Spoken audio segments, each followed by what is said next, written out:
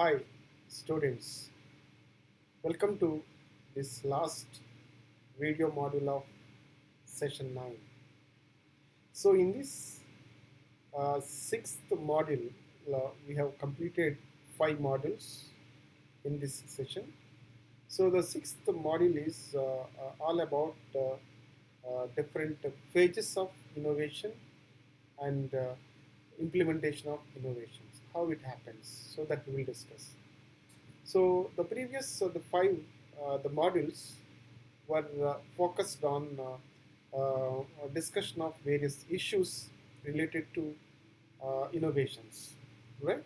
So in continuation to all earlier five video modules, this last video module is all about understanding because in the last the module we discussed the different types of innovations like product innovation, process innovation, and services innovations. So when you have an innovation in your hand, how you are going to develop the different phases of that innovation, and then implementation and how implementation happens in the organizational context. So such things we are going to discuss in this model, right? So the phases and implementation of innovations, and with that you can see the learning objective of this module is to understand the phases of innovation, different phases of innovation, and how to implement innovation in the organizational context, right? So these things we are going to discuss in this module. So if you look at the phases of innovations, so there are two phases, right? The first phase is design phase. The second is implementation phase. Okay. So if you just look at the design, the phase, so the design phase is marked by much divergent thinking and creativity, brainstorming, search for alternatives, etc. Research studies suggest that the management of the design phase needs to be marked by greater administrative flexibility and these types of innovation to achieve the necessary growth to survive, right? So the first thing is the design level. So what is required, and then so we have to look at the complete thought level and creativity level, and then brainstorming level, and then organization is supposed to give the complete freedom and then autonomy with the necessary resources. With that, you can just see that the innovation actually starts with the designing phase. So that is the first one. Then when you look at the implementation of the innovation in this phase, it requires a very different mode of management because design level the management style is different from the implementation level management style. So design level, we have to have a complete the freedom and autonomy to all the members who are involving in the designing of the innovations. And whereas when you look at the implementation of the innovations, here you have to take the entire system into the task, and then you have to just drive and direct the entire system to implement the new action plan, right? It involves putting the chosen innovation to work, and much planning needed to be done carefully, coordination, and the control or evaluation of the progress. So these are the important issues of implementation phase. So if you look at the implementation process of innovation, like a radical innovation, so it is about making major changes in the something established. Focus is significant in relation to expected the changes in the system. A change can be represent a radical innovation when viewed at the technological levels, but the impact may be only in the, incremental when it's incremental when viewed at an organization's level. So these are the radical innovations. In implementation, this is the one the phase, one major the step that is radical.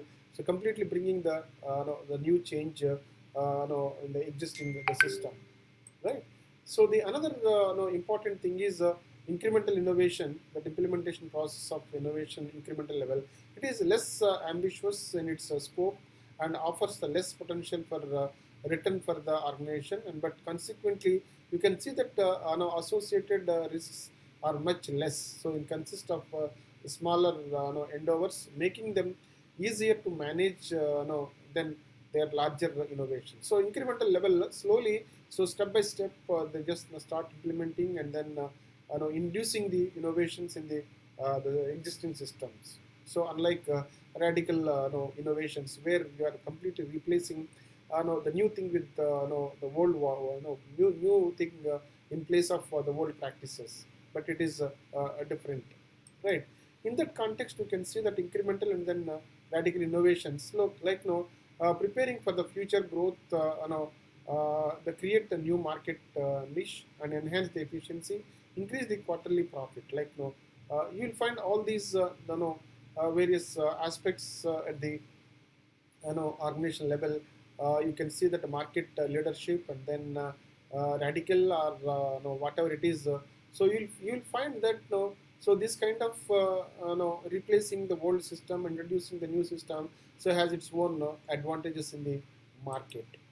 Right. If you look at these two, the radical versus incremental, you can see that the radical has its own advantages and incremental has its own advantage. So one has to look at organization and product and market and customer base. So which one is more applicable? So the appropriate level, the top management is supposed to take right decision either to go for radical or incremental. If the product is already old and then no, it has reached to a kind of no, exhaustion stage, right? The maturity stage in the product life cycle. So then it is better to bring out radical innovation so that you can completely remove the old the product and then introduce the new product.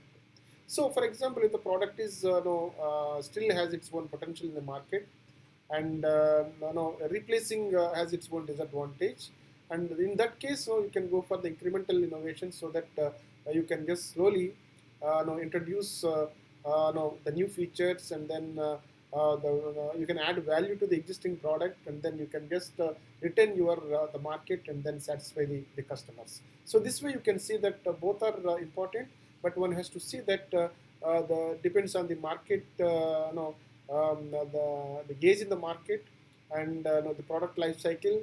So accordingly, the managers can take decisions and then they can introduce either radical or incremental innovations in implementation. So with this, let me stop here and then looking at looking at the next session, right? Hope you will enjoy the next session, and thank you very much. I hope you had a thorough understanding about innovations that we discussed in this the session 9, and before we had exclusively creativity in the session 8. So session 8 and then session 9 are exclusively related to innovation and creativity. So maybe in coming sessions we are going to discuss about innovation and creativity in tourism and travel management, and then at the same time you can see that recent trends that are going to happen and happening in industry as far as creativity and innovations are concerned. With this, we just will try to wind up the entire the second the unit of this syllabus. So let me stop here. Thank you very much.